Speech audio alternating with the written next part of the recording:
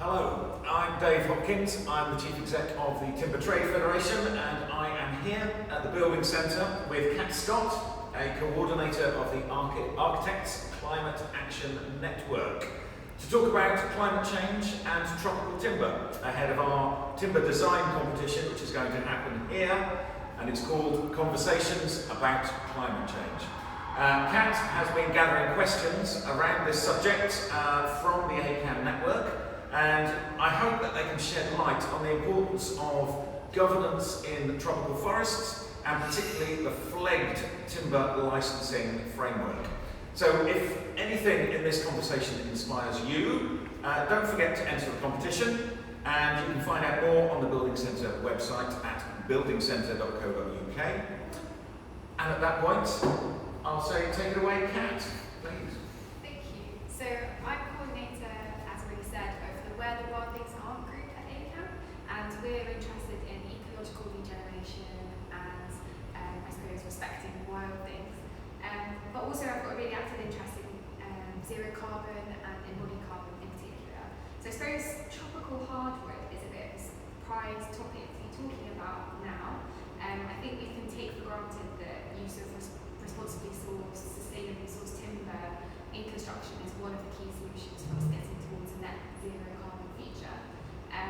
I suppose why tropical hardwood, and I suppose for me personally, tropical hardwoods ran in the alarm bell. Historically, we've been taught, saving orangutans, illegal logging, there's bad deforestation practices and deforestation practices, bad governance, and generally a preconception about the use of tropical hardwoods. And generally, I think there seemed to be a bad thing best avoided. So I just wondered, what is different about FLEGT source tropical hardwood, and why are we talking about them now? Okay, so there's a lot of questions in there. So to start with, there is still a massive problem with deforestation and illegal logging across the whole of the tropical forest zone. And the tropical forests are the ones, if you want to talk about climate change and sort of planetary services and environments and habitats and all those sorts of things, tropical forests are the ones that really need a lot of attention right now. And those are the ones that are being destroyed, if you like, those are the ones that are being lost. And those are the ones over which we as human beings have the least control, or actually have the most control in terms of it's us that's destroying them. But one of the main drivers for that is agriculture, to push into those forests. And there is pressure on the use of the land within that whole tropical belt. So whereas forests or forest practices will be growing trees as part of their business practice, the other pressures on there are things like to grow soybeans, cattle, palm oil, all these sort of activities. All of those things are going to be encroaching into the forests. One of the reasons that is allowed to happen in countries like that, in tropical countries, is because there isn't really a proper legal framework within countries to allow for planned land use, planned land management, and particularly planned forest management, to start to balance out those various demands that people have on what is a fairly sort of limited resource. When you come back to talking about zero carbon, embodied carbon, and these sorts of things for construction, we're not by any means looking to say you could start using tropical hardwoods for building timber frame buildings or housing or whatever. These are luxury goods. They need to be treated as such and respected as such. Most of the time, tropical hardwoods here are used for internal joinery, decoration, these sorts of things. They're beautiful to look at. You can get some incredible finishes. You can get some incredible properties in the timber that you can't get from other species from Scandinavia, Germany, North America, and what have you. And so, really, what we're trying to do with this competition now is raise an awareness with designers to connect with the materials that they're using, where they come from, and the impacts that they have. We're trying to make sure that people are aware of other pressures which may exist on those resources, and to really sort of raise awareness of the issues around tropical timber. Why now? What's special now?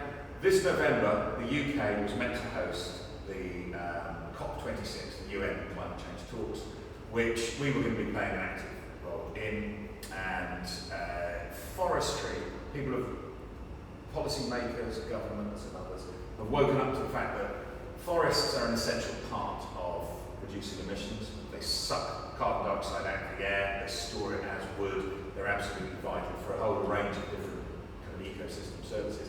And that was going to be a main part of the talks.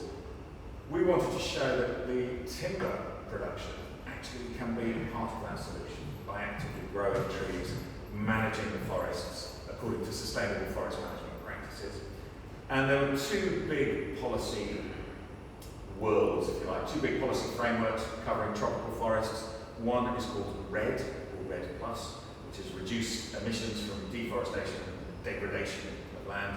The other is FLEGT.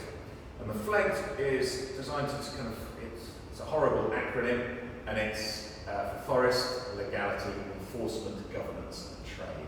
And the idea is that you can put a legal framework over the forests. By doing so, you engage all of the people who live in the countries where those forests exist, set up a set of rules that they can obey, that govern all of the activities and the pressures on those forests, to create a legal trade in forest goods, to create a legal framework for who is allowed to encroach on that land, manage the land, how the forest can grow, and so on. And so, by having that governance in place and having that framework in place, you can start to then build on a whole range of other factors and initiatives regarding the forest. Great. So my understanding of tropical forests at the moment is that generally the picture isn't looking good for us as humans. Yeah. We expect that forests are a huge carbon sink from weeding around it. It seems as though the 90s were a peak of when the forests were best acting as a carbon sink, and since then have been going into decline. With in Africa an issue around browning or the drying out of forests due to increasingly long droughts, and in other countries where there's fires and, like you say, agricultural land management practices, clearing of forests and so on. So I suppose my questions on that note would be, firstly, is the aspiration with FLEGT and the use of tropical hardwoods that this will see the reversal of these trends and afforestation and growth of forests? And is the second part of that question, I suppose, is just how does sourcing of tropical hardwoods look in the long term if, for example, forests are generally declining? That's right. Okay. So yes, I mean, yeah, they are. And again, the decline of the forest mass is really what then leads them to be less of a carbon sink. That decline is generally where agriculture is pushing in. The trees themselves help to bind moisture into the soil, they help to bind the soil together with, the root structure and everything. Clear that, and there's nothing. Those soils will dry very quickly, and then they're very susceptible to fire. Even if you then start to kind of plough them or till them for soybeans or other commodity crops, or if you're putting cattle on, obviously that destroys them very, very quickly, and they are susceptible to fire.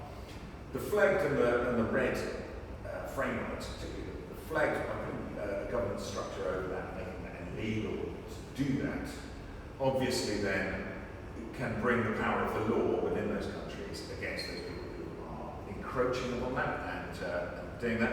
It also then provides a framework, a legal framework for other people to reclaim that land and start planting.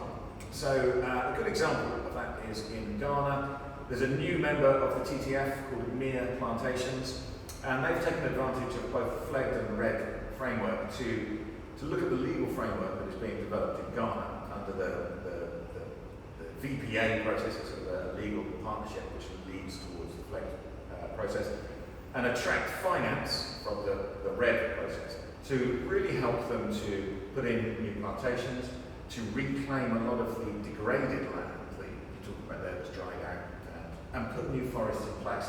And they've been very successful at doing so, and they're doing that with, the reason they can borrow the money is that they will get a return from selling timber, for which there is a huge demand. But grown sustainably, managed sustainably, with all of the factors like soil carbon, soil management taken into account within that management plan. So, yes, we're losing right now, that's why it's so important that we look at this. But it's also why it's important that those countries which are making the change and putting a legal framework in place are rewarded financially and with market access into the higher value markets for, for the products that they're doing and for the changes and reforms that they've put in place. So I suppose what kind of timescales are we talking about for these communities? If you've got a plot of land that has been deforested and put in it for soybeans and so on, what's the kind of timescale that these countries and communities are working towards in terms of reaping rewards that you say? And I suppose how is FLEGT helping or working to make sure that communities immediately in the local areas are people who are benefiting from the scheme? Okay, so the timescale can vary enormously depending on the plan, and it's a bit of a how long is a piece of string argument, and it could be anything from immediately to 150 years times, and it depends really on the plan that is put in place. If you look at a company like Mir, I think they started really putting a lot of this into place back sort of 10 to 15 years ago, and they're going to be starting to get rewards through very soon. I mean, the money's starting to turn over. In terms of how does that protect the local people, it's by putting the laws in place, and the whole, before a FLEGT license can be granted, countries go through a long and arduous and probably very tedious process called a voluntary partnership agreement. And this is where you get the reform of the public sector, the reform of the legal framework which governs forests in each of these countries. And that process at its heart has local stakeholder engagement and ownership, if you like, at the very core of those agreements. So it takes a long time to make sure that the civil society, the NGOs, the local farmers, women, there's a huge focus on gender balance within these things to make sure that people are empowered within the agreements that come through, to make sure that they have ownership and that they have rights around the use of that land, so that they are part of it. And it's also why, when you look, we've done a lot of work recently with the Forestry Commission and with groups in Ghana, and they feel very sort of empowered about this, but also very protective and like they own this agreement, they own this deal. And it's leading to a lot of great changes within the country. Already it sort of opens up the whole world of transparency and participation, really, in business and in public planning and all the rest of it. So there's a heck of a lot within those VPA agreements that lead to the FLEGT license, which really does give legal rights and legal standing to people who live in those areas. I guess another question would be, if, for example, tropical hardwood goes from being a bit no-no, something we wouldn't even touch, to something that starts to become a bit more normalised again within design due to sustainable and responsible sourcing, is there a danger that inadvertently there might be unsustainable parallel practices emerging? And I suppose how does FLEGT seek to mitigate that and control the kind of black market fake documentation of scrupulous practices that might emerge in parallel to a scheme which, for all intents and purposes, seeks to do the opposite? Yeah, absolutely. So, there is an issue. We don't want to see this as a volume market to compete with Scandinavian software or anything like that. And really that isn't the case. The products and where they get used sort of limits the volumes within which that they do it, and the price points as well will act as a good market mechanism. But within the FLEGT agreements, how do you stop the black market growing in parallel? Well, at the moment, there's no legal. What you're talking about is the difference between having a legal framework or not having a legal framework. At the moment, we don't have a legal framework, and there is this huge market, illegal market, and black market in that. And the FLEGT agreements that each country signs make sure that you have a set of standards governing your forests within your country, and all of the businesses which are related to that and which are taking goods from the forest. But then there will be an internal monitor to go around and audit all of the different points on that supply chain and all of the businesses which are related to it. It's been an issue. I mean, I'm not going to pretend that it's all been rosy, because a lot of people in those countries have said, well, this is going to increase the cost of me doing business, because from a business culture point of view, they're not used to having, being scrutinised, having audits, checking that they are living up to certain standards.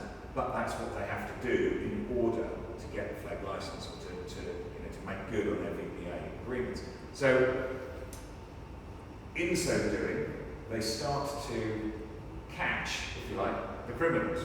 And what you have within the VPA agreement, by having an auditor, you have somebody going around checking that everything is being done legally, that there are no goods being exported from the forest which haven't been checked, haven't been audited, haven't been licensed, because there are good controls and orders to make sure that those goods can't then go out. And I think it's one of the key differences really with FLEGT as opposed to voluntary eco-label like certification schemes. They exist to work with the good guys.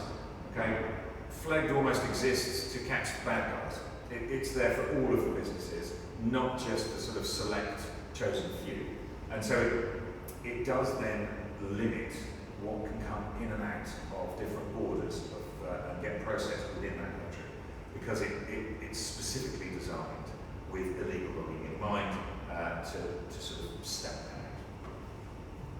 I suppose another aspect of this is, and this is very easy as a European who have come to a country where we've plumbed our own land and forest, and we've done that abroad as well, but some would ask, should we even be chopping down tropical hardwood trees, because we don't understand potentially the interconnected ways that they sit as part of an ecosystem, and there might be so many things that we are still yet to learn about the value that they contribute to the planet and ecosystems, that we can't be certain that we are fully accounted for in our sustainable management of them. I suppose a kind of comparison that you can make is that rhinos and elephants are ecological engineers who now protect species.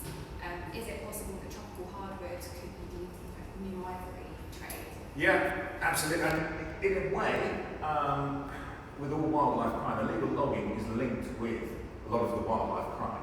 So, in trying to stamp out illegal logging, you kind of start to combat a lot of that, the other wildlife crimes in there.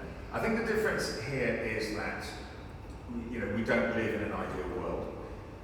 If you don't plant, if you don't have trees on the land is still at a premium. What else is going to happen? So if you prevent people making money out of the trees, they'll cut the trees down, and there'll no longer be any trees there. And so I think that the ideal world scenarios don't exist, and the pressure is so great that you have to start to look at what was the least worst. And how can we do this with the least impact and the best sort of ways forward? But having said that, a good example, there's two things. One is there's a guy from the Sustainable Trade Initiative in Holland, a group called IDH, who puts up these slides to show where illegal logging has taken place and where deforestation has taken place. So he shows some slides, aerial sort of satellite footage of West Africa and the Congo Basin from, I think it was like the late 80s or early 90s. And he shows them now. And you can see this big difference. And the areas where the land has been cleared are ones where it was agriculture, where it was public land for conservation, public land for wildlife parks. And the areas where the trees are still standing are those areas which had a forestry concession, because they were generating money, and the trees act as the sort of the bank balance for the people operating the land. And they don't want to see that bank balance decline. So they have a vested interest in protecting it. The other point I was going to make, if you look at, what's your aspiration, what's your ambition, and you look at what can you do with sustainable forest management, and you ask about rhinos and elephants, gorillas and chimpanzees and orangutans. There's a brilliant forestry concession called Interholco. They run another group called IFO is the, I can't remember what the initials stand for. And they're linked with the forestry or the timber Danza in the UK. Danza, a big global group, a European company. And within their concession, I think it's like 1 million hectares, possibly just over. I'll need to check the facts on this, but go online, you can find them. And they do that within the Republic of Congo. The sustainable forest management practices they've put in place there, and this is an exemplar place, they have more megafauna, elephants, gorillas, chimpanzees, don't know about rhinos, probably not, but very large animals, very large wildlife within that concession, far more than you get in these, the conservation areas of the wildlife parks. And that's a very simple reason that the land is managed better. It's managed with an ecological sort of footprint in mind, and it's managed in such a way that it supports the livelihoods and incomes of thousands of people in that area who get a salary. And if you get a salary, what's your incentive for hunting for wildlife, or getting involved in wildlife crime, or deforestation, or any of these other things? You don't need to do it because you don't need the income, because you well provided with it. The forest is, intact. It has a grade A, whatever the gold star is for forest management in the world, and it's a fantastic thing. You can find lots of videos about it on YouTube. It gets audited by all manner of environmental NGOs, and it acts as a great example of what can be achieved. And I think with all of these things, when you talk about taking out tropical hardwoods, you're not talking about clear felling. You're talking about sort of taking. I think the model in that particular one is you take one tree per 30 hectares per 30 years. So that's the maximum you can do, and you need to maximise the value of those trees as well, and then provide the money back. So it shows what can be achieved. It's not what will be achieved in all countries, but you have to put a baseline in somewhere. Once you have a baseline in, you can start to work on it. And I suppose coming from the perspective of someone in the Architects Climate Action Network, beyond responsible sourcing, it feels like there's a huge responsibility on designers, architects to make use of these materials responsibly too. And as we said earlier, touched on the idea that they're a luxury, not a commodity. So I guess what is the kind of best use of tropical hardwood properties, and is it that there's specialised applications that would be best suited for, as opposed to, as you say, timber construction of housing? Yeah, the best way really is to get to know your species and get to know what's available and what it can be used for. So we have one member at the TTF whose speciality really is in marine infrastructure, canal infrastructure, and you can use Green Heart from Guyana, and there's a company called Gilmore and Aitken, and they do speciality stuff, particularly for those, they're well known in those markets, and they're one of the only companies operating in the UK that is really absolutely top class for that. And the reason being that those timbers, which are also used for coastal defences, groins, and all of those sorts of things along the beach, because the timbers can withstand water and salt water and lots of impact, big, heavy, durable things. Other timbers aren't really so good for that. They're much better for furniture and interior design and all these sorts of things. But the best thing for designers is to get to know that. There's an excellent timber database, either on the TTF website or on Trada's website. It's a free one, and I think actually on Trada one you can use it as an app. And it shows you what the properties are, what the timbers look like, and what sort of applications they can be used in. And so that, I think there is a responsibility not just to assume you can pull something off the shelf and use it, but to really do a bit of background research about it and make sure you're using the right timber for the right application. And it sounds as though potentially this opens up a whole new spectrum of timbers that will be available for architects, designers, engineers to use. And that sounds exciting in the sense of variety, because we, I suppose, have learned from European forestry and maybe Canadian forestry that we probably want to avoid single plantation forests. So it seems really valuable to make a variety of trees desirable in order to ensure that forests are not homogeneous in terms of species. Is that the kind of... That's exactly the sort of thing. And you can see an example at the moment. There's real problems related to climate change and single species forests in Europe, with things like the bark beetle, which has spread through the spruce forest, and it's causing a lot of problems. What we would say here is that, you know, there has to be a balance, really. Any industry will want to have a standardised unit of production. If you buy bricks, they're all going to look like this, and you want them all to be the same. In a way, that's why you have plantation forests, is because the trees grow tall and straight, and you get the same thing every time. But it does cause problems in having, you know, diseases and bugs and, you know, that sort of monoculture issues that come through. Here, I think with issues like FLEGT and looking at some of the tropical species, there are a lot of lesser known timber species which, you know, the forestry world and the NGOs have been trying to promote for a long time. But it's difficult. It requires designers to think outside the box, and it requires people to understand where the materials are coming from and what they can do with them, so that you can maintain sort of a diversity. I think there will always be plantations where you will get predominantly one species, but they do tend to start mixing them up now. People are, you know, getting wise to the fact that you can't just have, you know, like a field of wheat, you know, a field of spruce trees or whatever, and they do start to mix them up. And, you know, practices in the UK and parts of Europe now, practices like clear felling, practices like monocultures are being moved away in favour of other more ecologically friendly forestry practices. Really what you've got in the tropical world, you've got a mixture of plantations and natural forests, so that you can start to pick out, you know, individual species.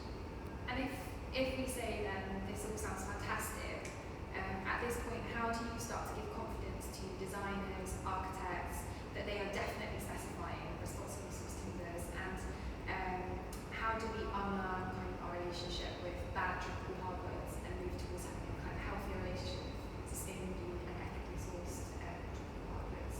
So I think there's a number of different things we can do. One is to be aware of, you know, the policy changes that there are, things like FLEGT licensing. One of our ambitions is for architects and designers and retailers to recognise FLEGT in their procurement policies. I mean, you have a lot of power within those procurement policies to say we will only accept goods from these particular sources. The UK timber procurement policy now, it says FSC, PEFC and FLEGT. So those three are allowed within its procurement policy. It's the same with a lot of other public procurement across Europe, but it's not very well known. People haven't heard of it, and it hasn't really breached the kind of mindset of a lot of designers yet. We want to move away from that. In the meantime, I think you've got to work with your suppliers, make sure that you're getting the right thing. Check with us, or check with the NGOs, check with WWF, check with whomever about what you're buying and where you're buying it from. And there are a number of resources which you can access through our website. We'll just only give a plug for us, but we have tried to make them open and free to everybody so that you can see exactly where you're getting things from. But I think there's, you know, it's about growing that awareness really of where your goods come from and what they're used for. And I guess one last question would be, what do we want this picture to be like in 50 years? Like, where do you see this leading towards? I suppose the competition that's being run at the moment is maybe a precursor to a longer plan. And I wondered if you could round up with what you see the future of tropical hardwood industry being. I think there's a difference between what I might like to see and what might happen. So we've started this competition really to raise awareness and to show the different thing, you know, the relationship between our use of materials and the impact on the environment, and then to promote the whole policy initiative of FLEGT. I think the policy progress. I think there are 15 countries who've signed an agreement. Only one so far has got the FLEGT licensing, and that's Indonesia. They're doing a great job. Ghana is not far behind. I think they should be coming soon. And then, you know, other countries, predominantly in West Africa, but elsewhere in the world. In 50 years' time, I would like them to have all signed that, to have a legal framework over it, to have a thriving forest products industry that can balance the need for food, the need for materials and shelter and fuel and all of these other competing demands.